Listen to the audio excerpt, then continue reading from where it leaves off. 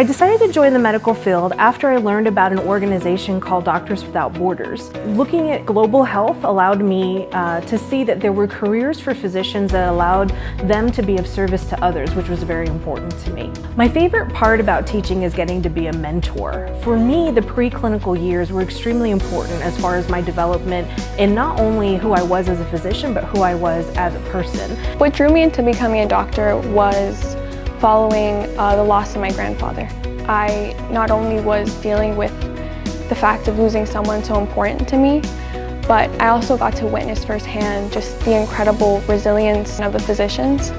Through them, which I saw myself. I really wanted to be a healthcare provider when I saw the lack of healthcare regarding mental health services. I lost people in my life to death by suicide. It really made me want to get into the community and volunteer, and I was able to start doing research on anxiety and depression, and that's a real big thing that I want to be involved with in the community, and I think it's a big conversation that needs to be had. When I was a freshman in high school, I was crossing a street when a pickup truck hit me and led to a permanent paralysis of my left leg. I was in a wheelchair for about 8 years.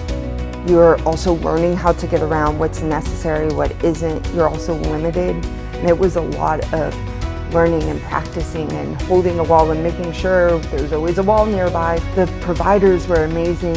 I was like, I want to be a doctor. If this is what medical school is like, if this is what residency is like, I want to do this. I have always loved medicine. I've had a lot of family members that were sick growing up, and I used to always ask to go to their doctor's appointments with them and wanted to know more from the physician's perspective and how I could be in the position to help people like my family members. Using my hands either through osteopathy or surgery, I feel like is really what I'm very passionate about and how I can see myself helping people in the future.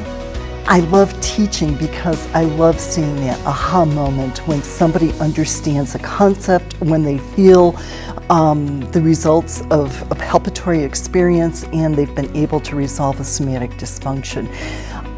I just think that's a lot of fun.